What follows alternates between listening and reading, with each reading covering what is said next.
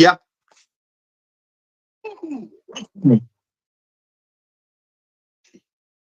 Yeah, I was on the browser version, not the app. I'm on the app now. Chrome. Yeah.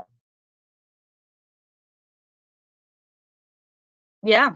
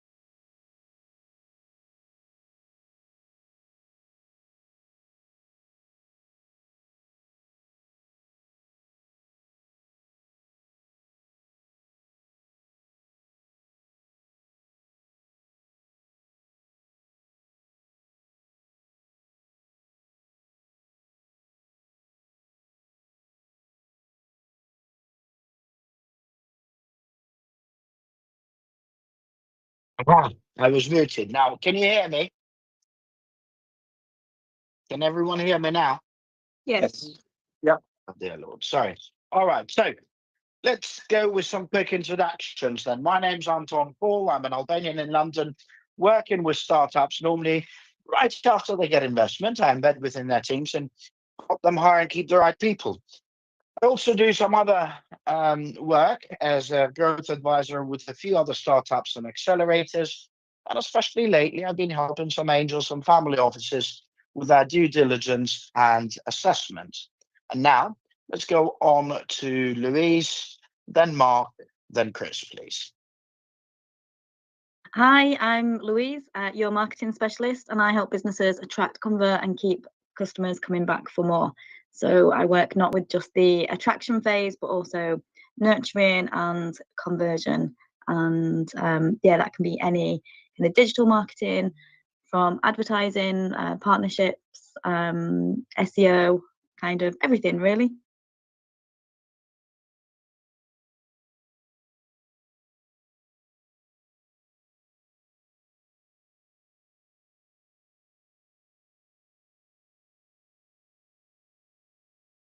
Mark, it's your turn. Can you hear us? Yeah, sorry, Mark Stanton Bennett. I have a background in astrophysics, software engineering, spent 28 years in the city and then building some very commercially successful trading operations. Left that world 6 years ago and set my own innovation consultancy up, and spend a lot of time doing fractional CPO and CTO type roles, predominantly with scaling businesses, but work with a number of different stages from seed right up to PLC. Thank you very much. And last but not least, Chris, please. Hi, I'm Chris Thurgood. I work for Anna Money. We're a business current account provider, targeting and working with a range of UK-based small businesses and startups. And our mission really is to help those businesses starting out with banking predominantly, but also with the administrative side of running a business. So supporting businesses navigate, whether it's the taxation side of running a business, or the or forming a company, or just running their day-to-day expenses more efficiently, and ultimately saving them time and money, of course. Brilliant. Thank you very much. Lily, can you hear us now? You're not able to unmute, are you? And we can see the camera as well. What you might want to do is, no, it's okay. What you might want to do is try and log in on that link that I sent on our group, on our LinkedIn group instead. So log out from what you have and simply log into that group, and let's try if that works. You did that. Okay. I really don't know what else to say, to be honest with you. You might want to keep trying, and hopefully you'll be able to find a way to join somehow. I think if you can find that email where I sent the initial invite, that would help. If you can find that, you did that too. I really don't know what else to say, but keep trying, and hopefully you'll find a way.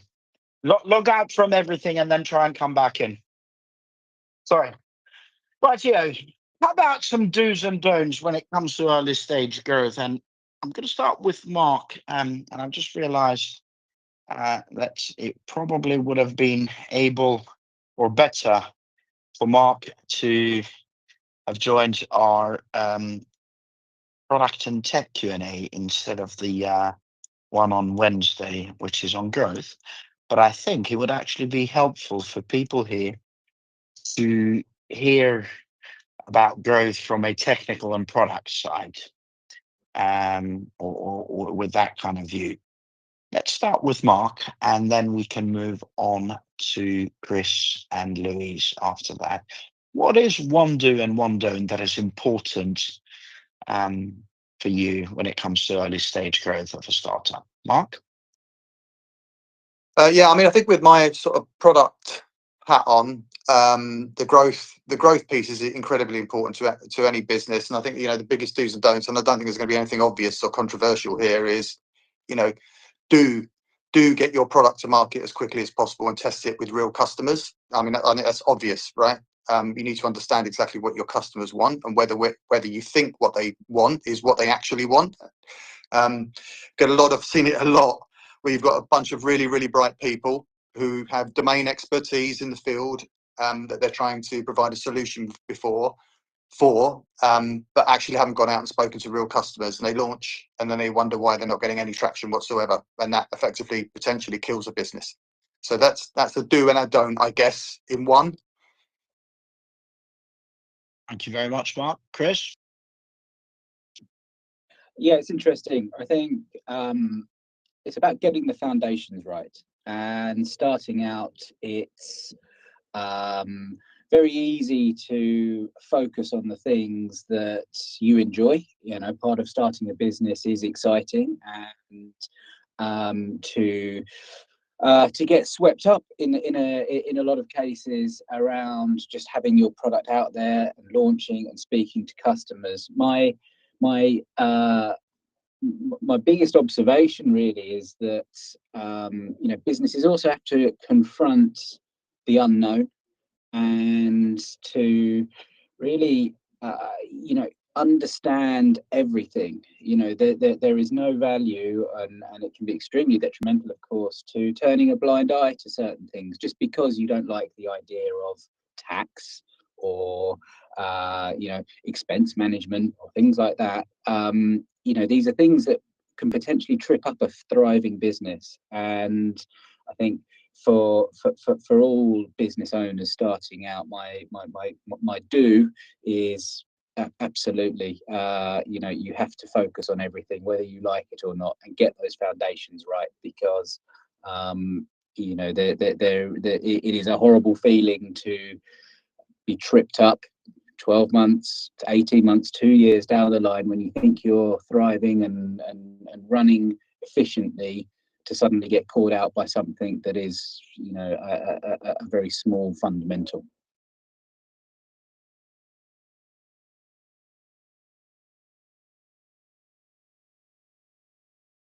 And from a marketing perspective, for me, it would be around not trying to do everything straight away. So the same as how you can have an MVP, your minimal viable product, what's your minimum viable marketing? So I really like that people mentioned, doing the things that you enjoy, and not everybody enjoys marketing. So if you can find somebody who enjoys it to do it, that's awesome.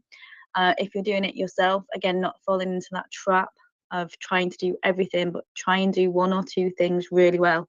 So maybe go all in on running ads to a landing page, or go all in on trying to make sales through social media, but try not to spread yourself too thin across every single channel, and keep finding out what works. And if it doesn't work, then move on to something else, but give it maybe 3 months to see, does this actually work for my business?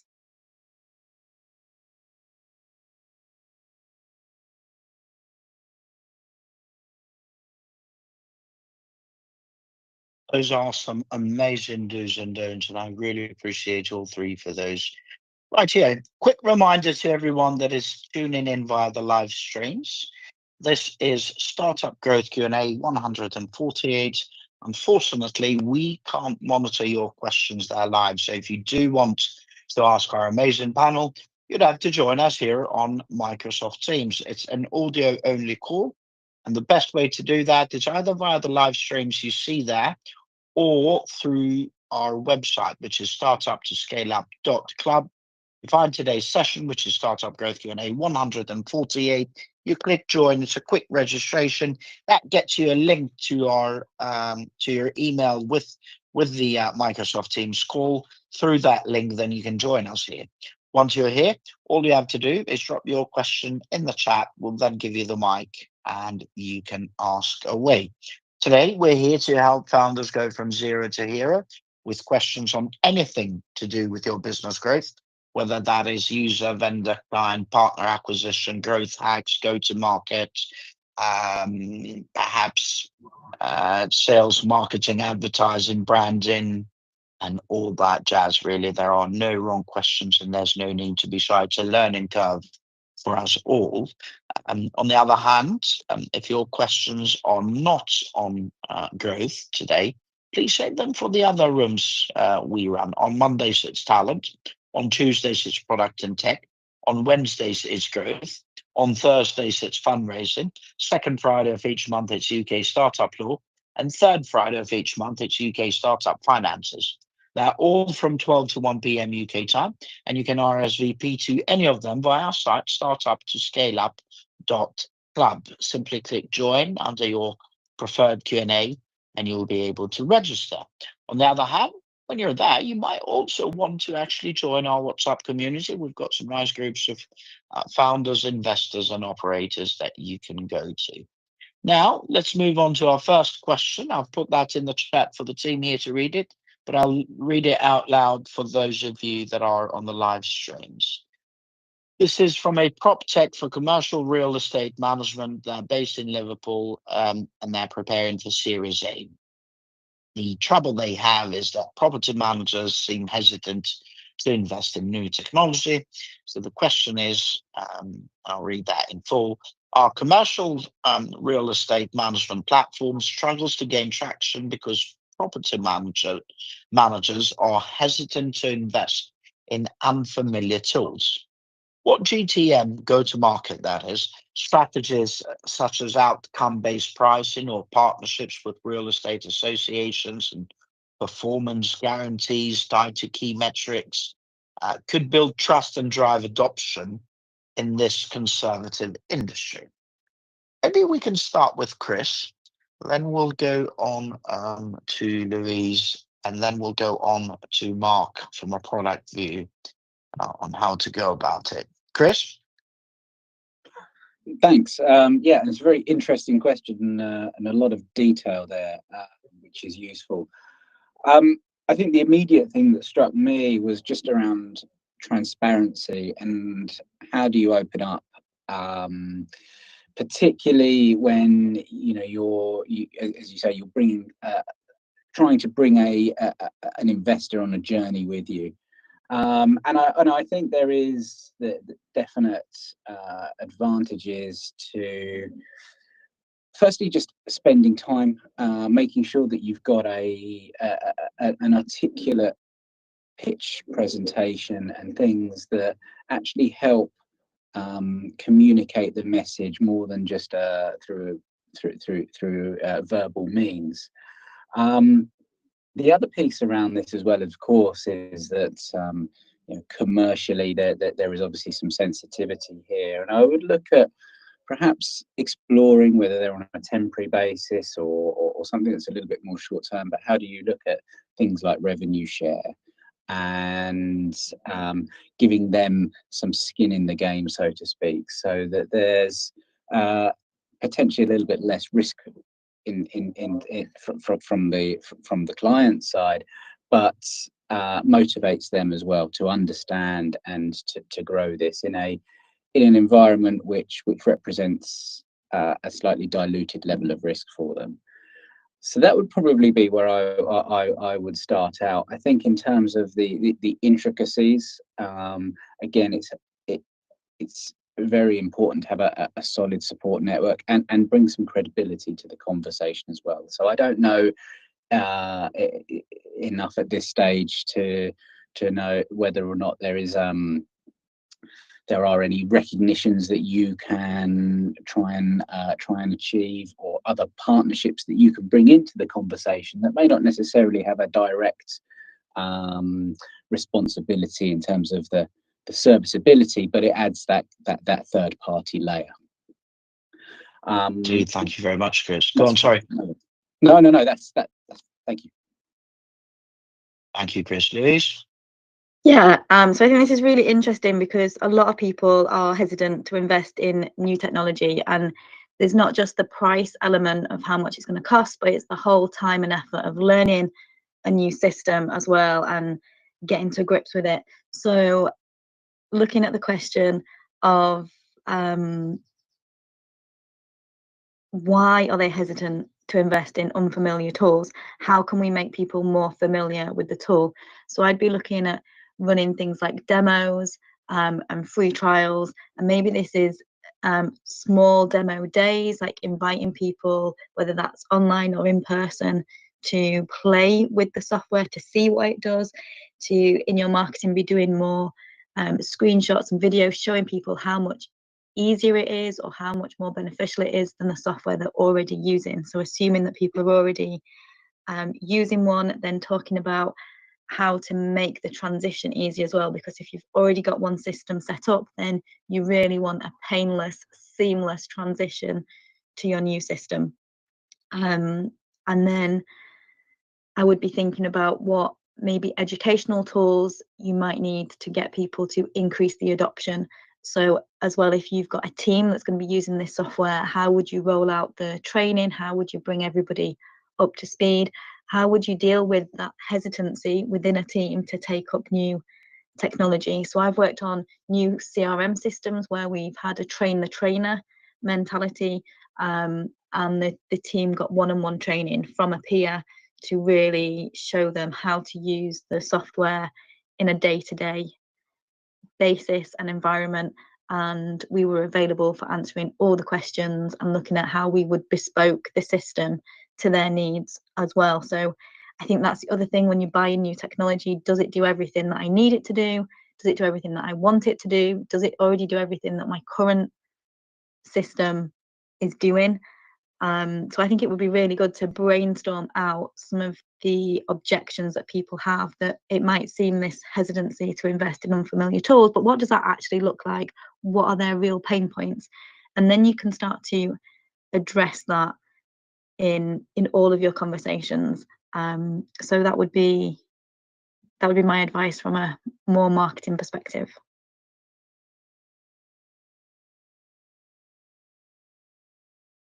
Yeah, Louise makes a load of excellent points there, and I think just to say, I think, you know, with any kind of modern technology-driven business, the relationship between sales, marketing, and product from the engagement perspective is absolutely key. So, you know, I'm reliant as a product person on marketing to provide that kind of top of funnels to bring customers to the product, right? But once the customers are to the product, you know, it's the product has to kind of stand up within its own right in terms of, you know, engaging the customer and be able to communicate to the customer exactly what the benefits are. So in terms of when we see sort of, I guess, reticence to adopt new technology in any sector, again, as kind of Louise said, there's a number of ways we can go around kind of trying to get that over that barrier.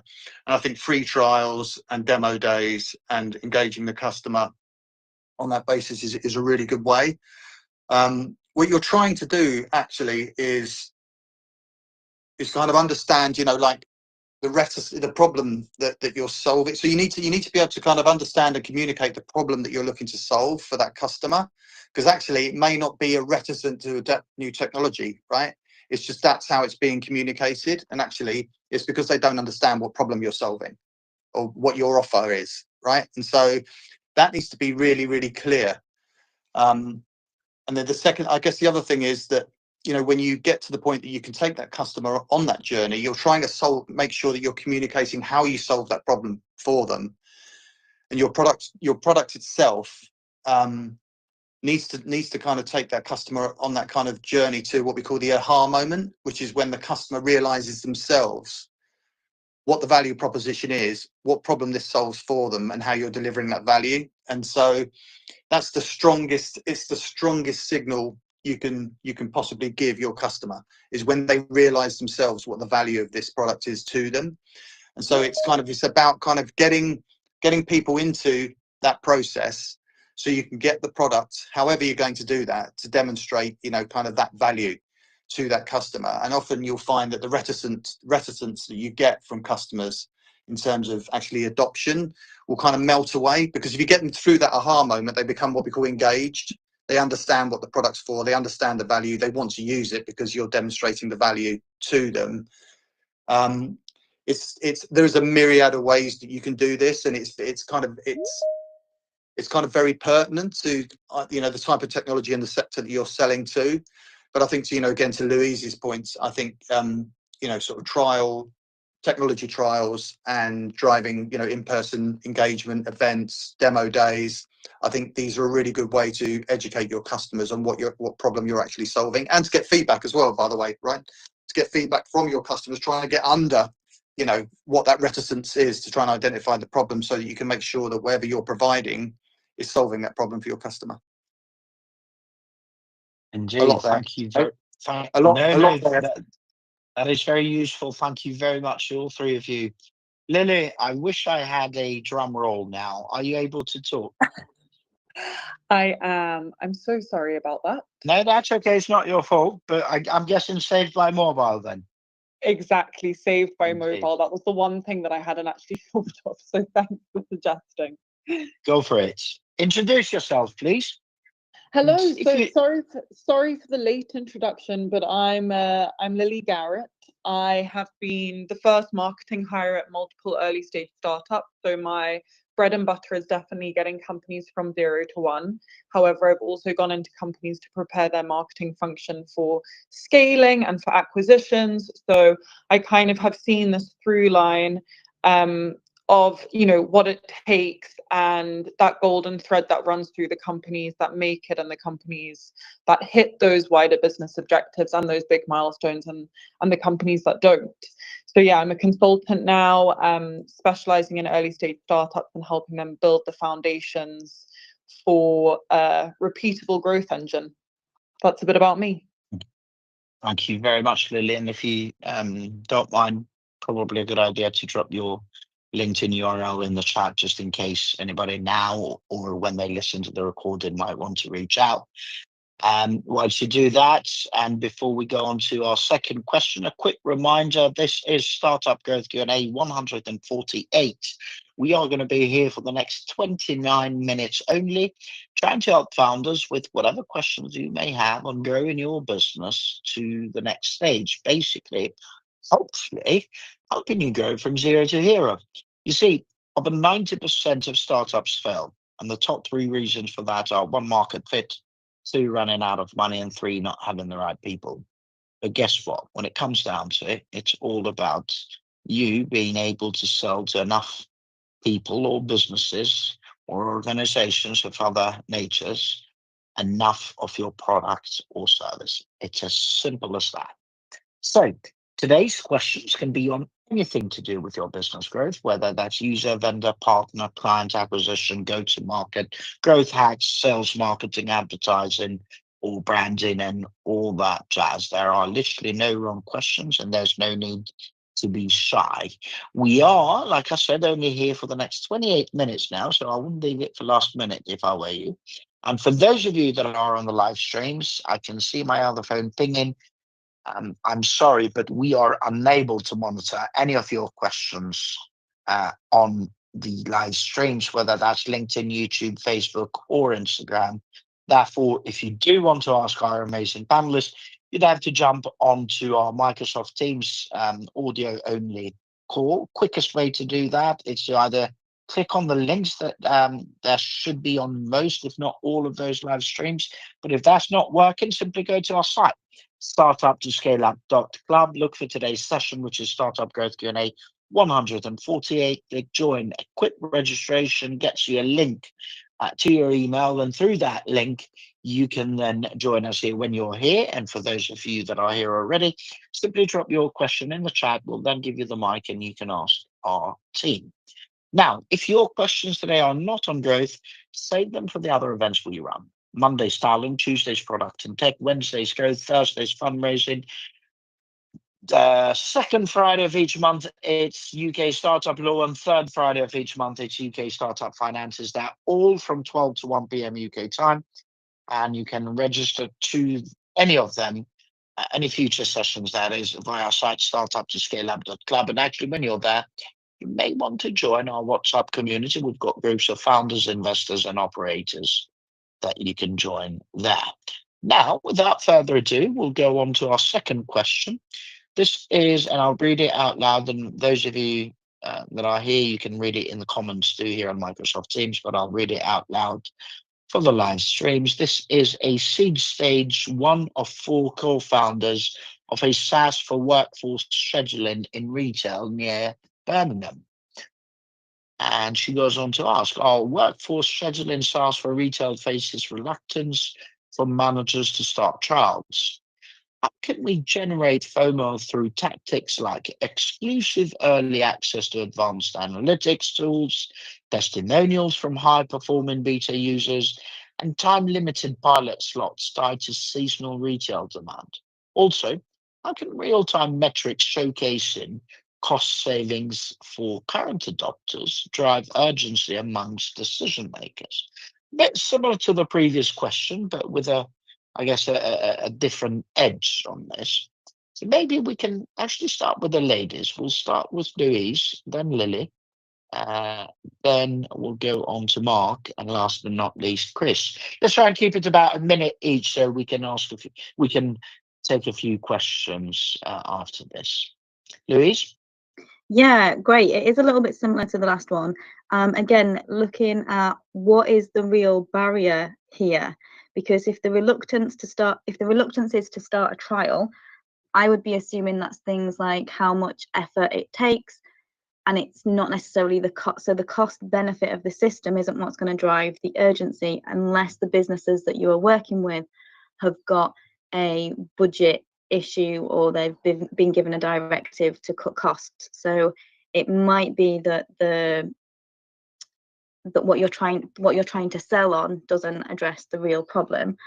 So I'm thinking of things like case studies that showcase how your users benefited from a free trial. So I'm assuming it's a free trial, it might not be, but how the trial helped them, what it helped them do in the business, what it helped them save, reduce, do better, all those things, which is then what's making me think that the tactics then of exclusive early access isn't going to help, because there's a reluctance to start the trial.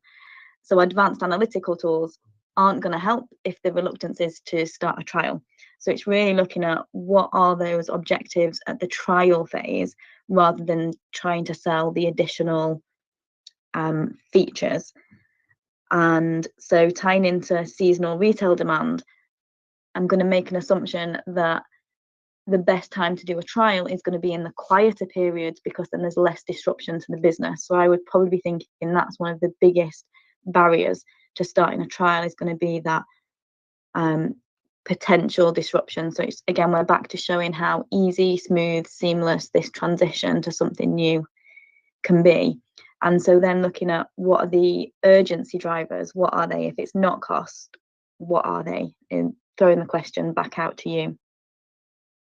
Next. Okay, yeah, over to me. Yeah, I totally agree with you, Louise, in terms of if there's an issue with the trial.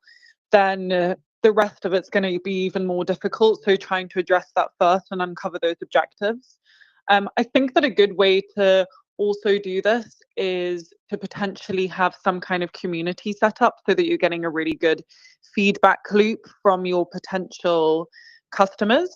So this doesn't necessarily need to be people who are already customers, but this could be a community that provides value in other ways to your ICP.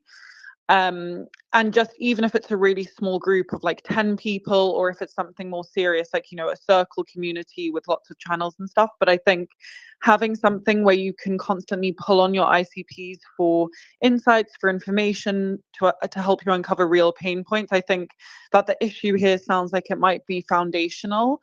You're not like, the idea can't 1000% be validated if they're already resisting something that's free, basically.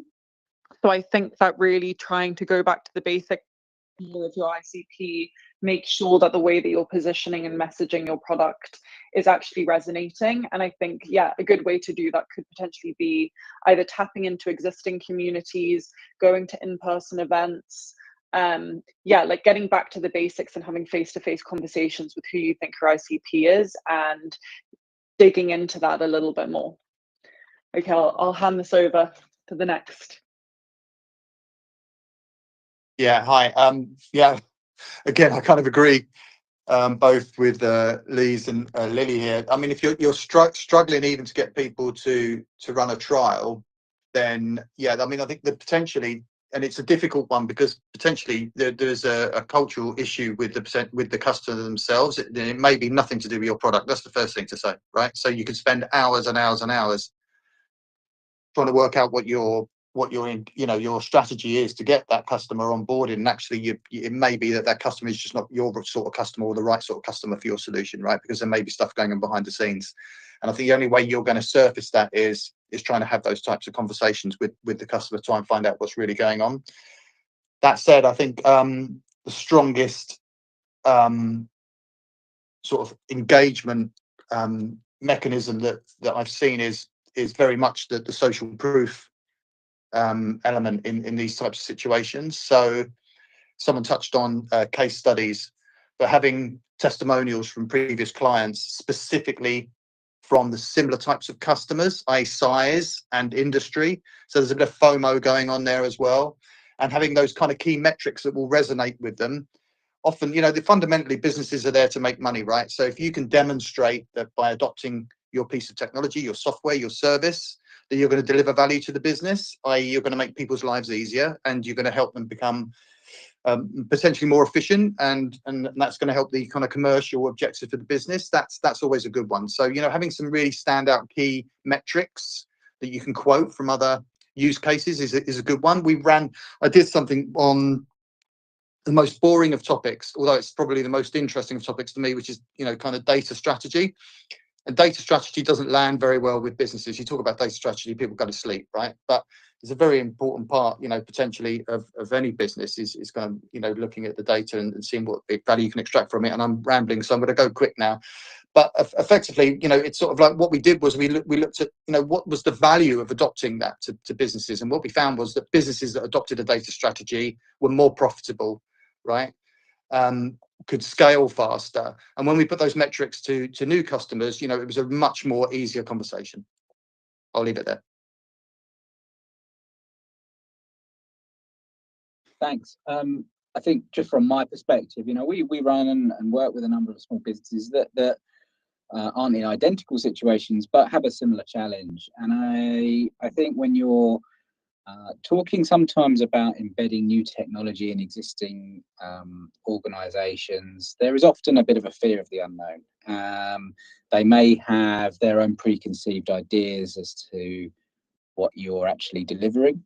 And I think also there is often a high degree of skepticism when you're quoting potential time savings and cost savings and efficiencies around the business.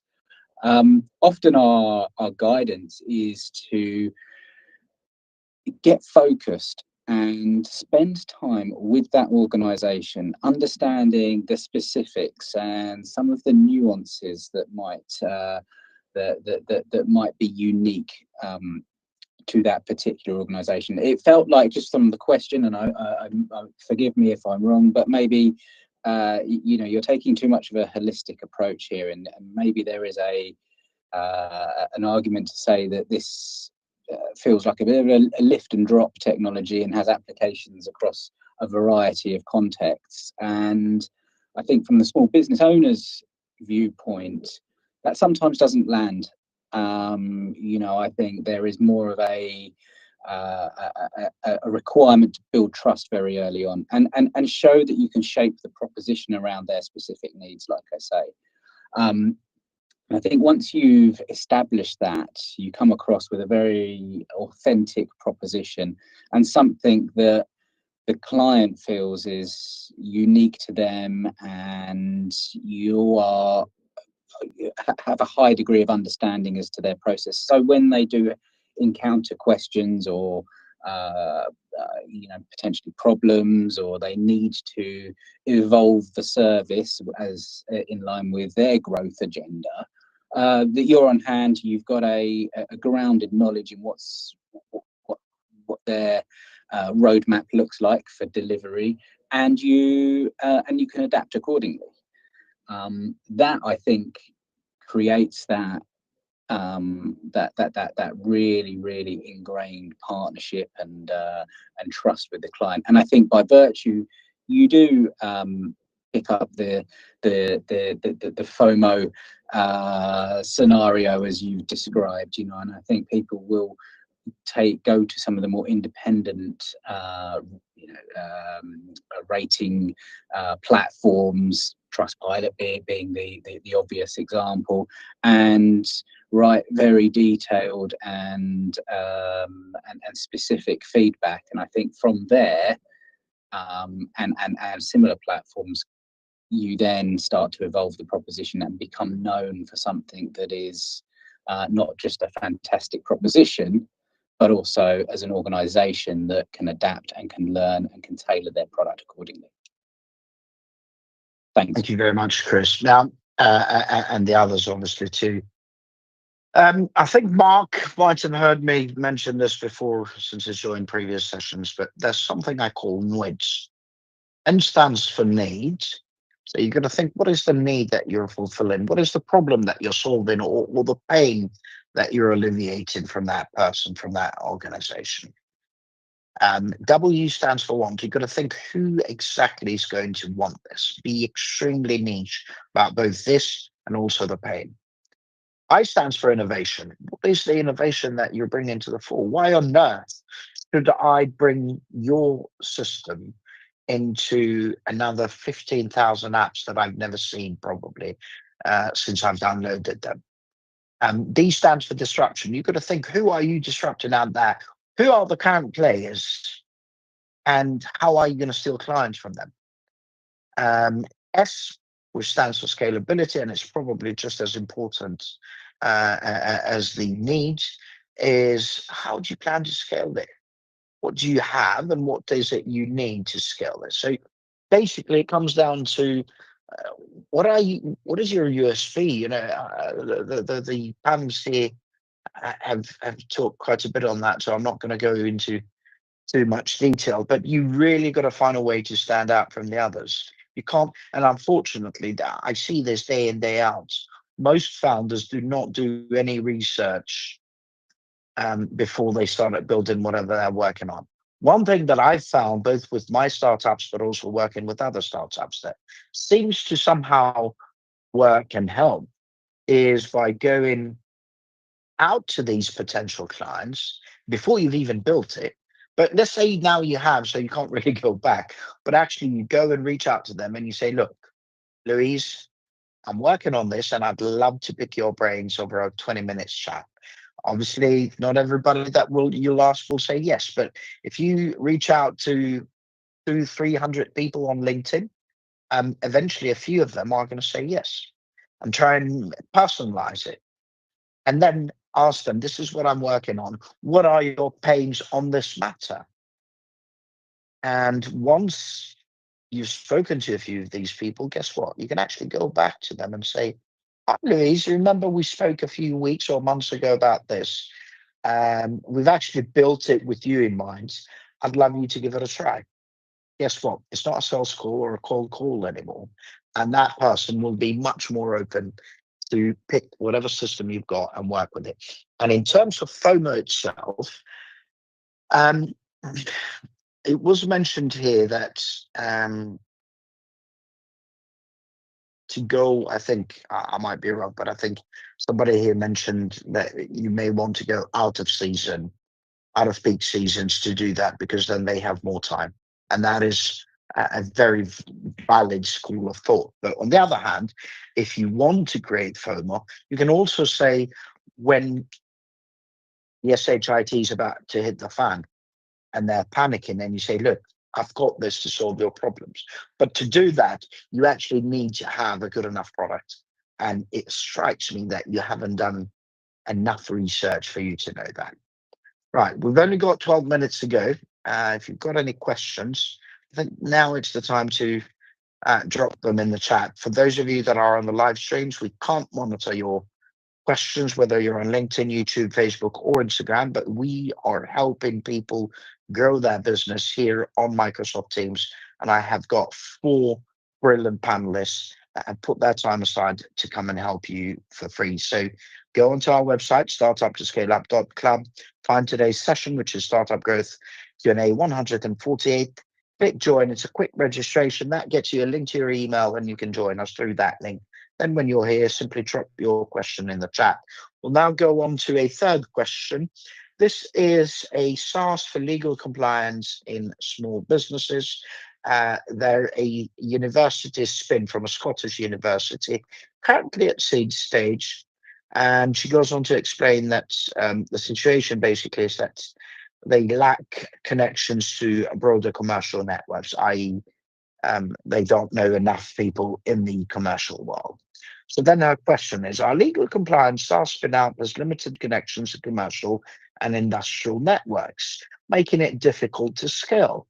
How can we expand beyond university affiliated clients by leveraging alumni networks or joining industry specific accelerators and building strategic partnerships with SME associations? Plus, how can we use targeted outreach campaigns to position ourselves as a practical and indispensable tool for SMEs navigating compliance challenges? Let's start with this from Lily, then Chris, then Mark, then Louise, please, and let's try and keep it about a minute each. Okay, so I think I really love this question, because right now I think ecosystem marketing is really having a moment, and that's essentially what kind of they need to focus on. So as they kind of mentioned, you know, that's partnerships, that's tapping into existing accelerators, etc. And I think in the world, which is now so heavily AI generated, having those partnerships that obviously build trust, and having kind of face-to-face contact and being in communities, etc., just more valuable than ever. So yes, I would definitely say if they already have some customers, which sounds like they do, I would try and push on referrals as much as possible. So however you can make the incentives as irresistible as you can, and push existing customers to kind of share it with anyone that they know, or any kind of other business that would make sense as a customer for you. I would definitely push on that. Also, yeah, definitely partnerships. Obviously, anyone that kind of has an audience that's similar to you, that has a complementary product, I would reach out and do any kind of affiliate links, etc. I'm guessing because obviously they're seed stage, they're not going to have a huge amount to offer in terms of audience to partners, but if you make the incentive valuable enough, somebody will say yes. And I think that they're at the stage right now where they need to trust build, where they need to tap into other people's audiences and communities. So I think they're on the right track with what they've suggested, and they just need to keep pushing on that and really focus on how can they make the incentives as valuable as possible without having to use actual money, and give them, you know, a piece of the pie for people that they refer. So that's probably where I would start. Thanks, Lily. Chris? Thanks. Yeah, I think Lily hit the nail on the head perfectly there. I think to add to that, just by the way the question's framed, it feels like you're, obviously extremely immersed in what you do and the functionality that you offer. I think there may be an argument to just trying to bring that out into the broader context and actually demonstrate some real world applications here. I think, if there is anything that is in the public domain, anything that people can recognize as a particular event or a challenge that you're trying to solve for, I think always helps. If there is a particular piece of legislation or something that you can actually show that you have a tangible solution for, I think that will certainly carry more weight, and I think add a bit more value to the conversations that you have. I can see that obviously you talk about the accelerators and a lot of forums. I think that's obviously going to be a very fruitful hunting ground for you, but also thinking of the end user as well. Who is actually going to be using the application, and what are the things that you are solving for on a practical level. And I think that's always something that's important to work into your pitch. But yeah, thank you. Good question. Yeah, just following on from the previous two speakers, again, I think thunder stolen. I think that they've nailed it, actually. I think, referrals and partnership networks are a really good way to acquire customers or potential customers, or at least have conversations with people that be interested in your offer. Again, and Chris just touched on it, is being really clear. What problem are you solving, right? What problem are you solving for your customer? And being able to communicate it within those environments, I think, is a really good way of getting traction. A lot of talk about community as well. I think community is a really good way to go and both get information, find and test your value prop with people without actually selling, and feeding that back into your kind of product process. I think is another really good way of kind of refining that kind of offer that then you can take out and potentially sell to people. So, I mean, I don't really have much to add on this one. I think it's been very well articulated by the previous two speakers, if I'm honest. Thank you. Yeah, thank you very much for that. And last but not least, Louise, please. Yeah, so I think this is great because they clearly know what they need to do, and it's more like they've got specific questions around the how we actually do it. So I was just gonna zone into building strategic partnerships with SME associations, because the question is how to. So I was thinking, if you start locally and find out maybe your local chamber, maybe there's a Rotary Club, maybe the FSB might have a local branch, and go to them to see if people are having these compliance issues, and can you position yourself as the expert on these topics. So a bit like how we've come together today on this to answer questions, is there something like this where you can be the expert in compliance issues and answer people's questions, and get yourself known in that positioning, so that then people can start coming to you. That's all I could think to add to the discussion. Here. Well, thank you very much to all four of you. We've only got 4 minutes to go, so I'm not sure we've got time for all of us to take another question. So perhaps what we might want to do is come up with some do's and don'ts. No, what am I saying? I've lost my marbles. Come up with some parting words, rather, because we've gone through the do's and don'ts. But some parting words, especially when it comes to early stage growth. And what is it you'd advise people to do maybe on that? I think it's best we start with the ladies of the house. So we'll start with Louise, then Lily, then we go on to Chris, and last but not least, Mark, please. Louise? Yeah, so I would just say keep going. Keep trying things, keep experimenting. If if one approach doesn't work, I think somebody said earlier, it might not be that there's a problem with your product, it's that you're not speaking to the right person, or the message is not right, or maybe the channel is not right. And actually that just describes what marketing is: the right message to the right person at the right time in the right place.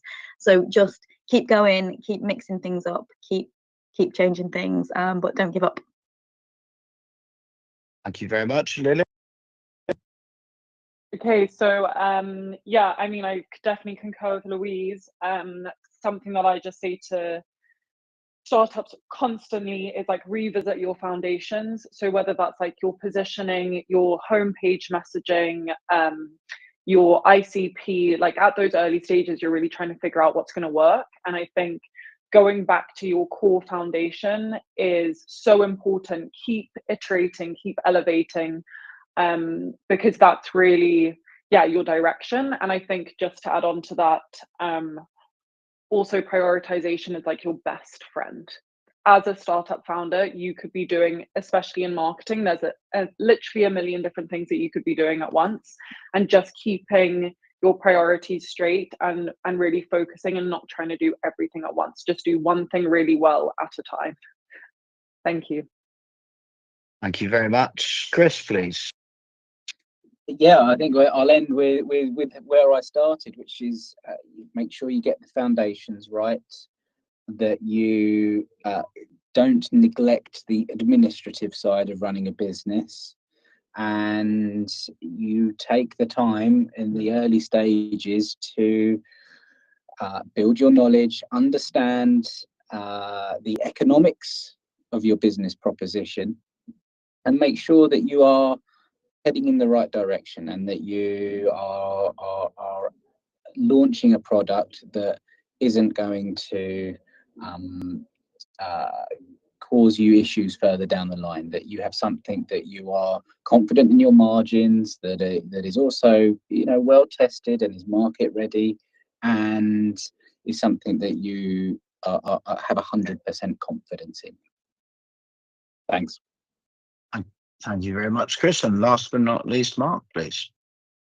Yeah, I mean, I started off by saying, the thing that kills most startups is not understanding customer needs. The second thing that kills more businesses is one thing that hasn't been discussed today, really. So, we're talking about growth today, and there's an assumption that that's a kind of a linear process, right? You just do all of this stuff and you acquire more customers, and that's great, right? But acquiring the customer is only the start of the relationship with a customer. So you acquire the customer, you engage that customer, and then you have to retain that customer, right? Because if you're not retaining customers, and at some point, effectively, that leaky bucket is going to kill you, i.e. you're losing more customers than you can acquire. And let's not forget also that acquiring a customer is a lot more expensive than retaining one. So I think there's always that kind of gets forgotten about engagement strategy and retention. So we'll go all out trying to acquire customers, and that's correct. But you need to have a strategy in place to make sure that you're going to retain those customers. So that would be my 5 cents worth to end on. Rightio. Well, huge thanks to all 4 of you. We are now 1 minute of the line, so time to wrap it up. Quick reminder to those of you that are on the live streams, please join us live next time here on Microsoft Teams, because we can't monitor your questions on the live streams, whether that's LinkedIn, YouTube, Facebook, or Instagram. Also, to those of you that were kind enough to send your questions in, next time, please try not to be as lazy or as shy as you were today, and actually join us live, because one, it makes for a much more entertaining conversation, but most importantly, it helps our brilliant panelists give you better answers and helping you way more if you're here to answer any follow-ups or anything like that. So please do that live audio here on Microsoft Teams next time.